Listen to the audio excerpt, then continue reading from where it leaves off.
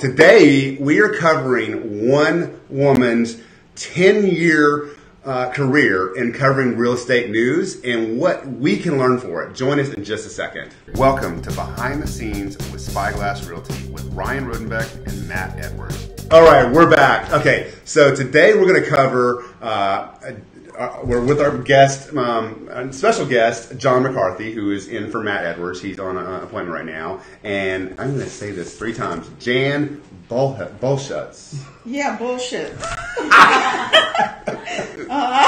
That's the way it looks. It's bullshit. Oh, Jesus. JAN Buchholz. Buchholz, sorry.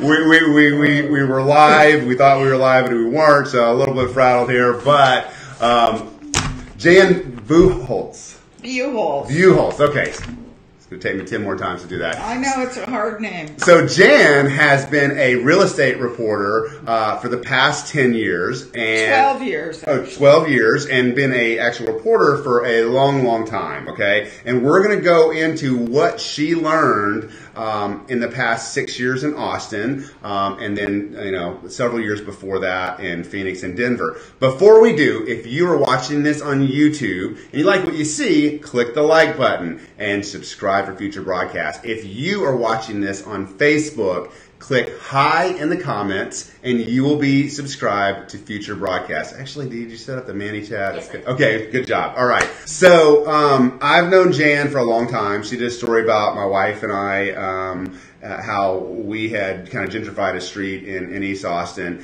And, what is the most interesting story you've covered over the last 10 years? Now that you've had a little time to think about it. And, in the last 10 years, as I mentioned, there's, in terms of Austin, without a doubt, it's been the difficulties of developing real estate in Austin, the concerns about affordability and people who have lived here being pushed out, and just providing a means for builders to do higher density housing, to do everything from patio homes to garden homes. We're not just talking about high rises.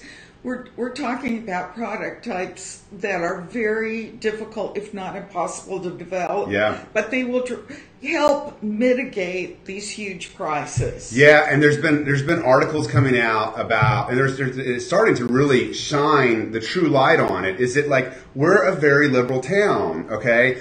But a lot of the what we call neighborhood activists that are really they tout themselves as liberal. This is not a political show at all. But what the point is that they are trying to keep the neighborhood characteristics, is what they claim. And it's probably true. They would keep the neighborhood characteristics of any given neighborhood. But as the the director of Habitat for Humanity says, we don't have a neighborhood characteristic crisis. We have an affordability crisis. We do. And what Jan is talking about basically is Code Next, and it's a development issue. And the reason Code Next isn't successful is because the authors of that code are really they're working to try to appease both sides of it. And that's really hard to do because you're not going to get to either side. You either have to keep the same lot, which does not solve our problem at all, or you have lot density, which allows for solutions for affordability and traffic, right? So and that's a little bit opinionated, but I think that's kind of what you're going about, like that we are not doing a good job of keeping up with the growth of our city, I know, and yes, I know this isn't a political show, but I think one of the great frustrations in somebody that is reporting on real estate is that the local powers that be are more passionate about issues like free speech and human rights, and I, of course, support those, but those are national issues. Yeah. What Austin desperately needs is good management for its development processes and its transportation. And for some reason, this just does not get taken care of. Yeah, and it's a big issue. You know, I'm on the board of directors for the Board of Realtors, and it's something that we're looking at as well. As far as like, you know, I'm not in charge of it. We have the whole committees that are in charge of it, but it's something that we look at every month. We have reports on it. So. Okay, so you've been a real estate reporter for decades. What kind of articles do you write, and what kind of articles do you like to write? Wait, before I answer that question, I just want to say that Jan is no longer with the Business Journal. She's now has her own blog. It's very, very good. It's austinrealestatenews.org. Don't worry, Kelly. You can put it in there as you get a chance. We're going to put it at the end, but I thought I'd give a plug of that at the beginning of our broadcast as well as the end because it's such a good publication.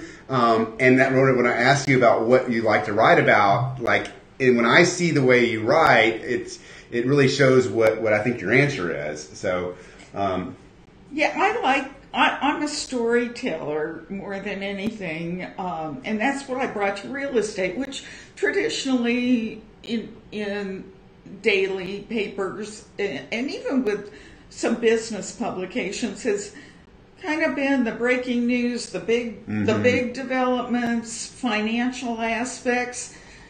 But with me, what captivated me was the people behind the projects, and I'm also a very visual person. I was a design graduate, interior design graduate student at UCLA. I didn't finish that, always kind of a regret of mine, but so I just love the mashup of people and product that comes with real property. Yeah, so not just the news of the real estate, but also the people that are behind that news, right? And I think that's what shows in your articles, you know, not just with the ABJ, but also even more so with your own, what you're doing now. You know what, the great thing about a blog, and even though this is really happening in journalism overall,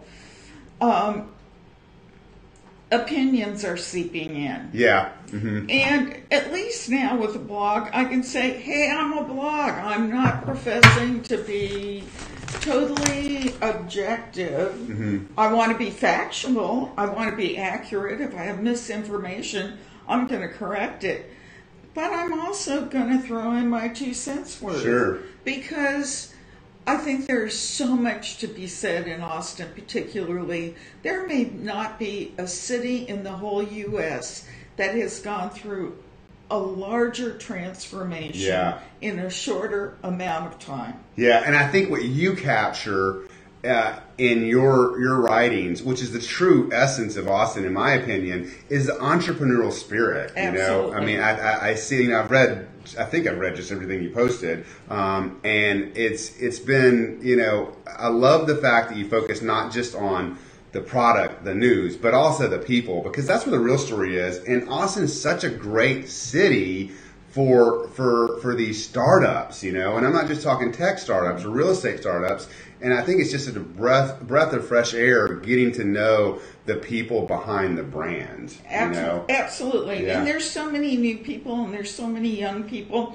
You know, real estate used to really be an old boy network kind of business. I had at one time had my real estate license when I was a young mom, and interest rates were 17%, if you can imagine that, trying to sell homes.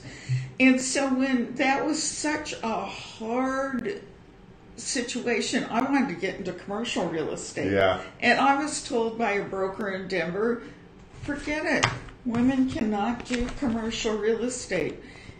And I let that discourage me. Yeah. So, anyway, that's interesting you say that. I mean, you know, I'm not in commercial. It's a whole different world than what we do, and I barely touch it. There's some aspects that cross over, but not much.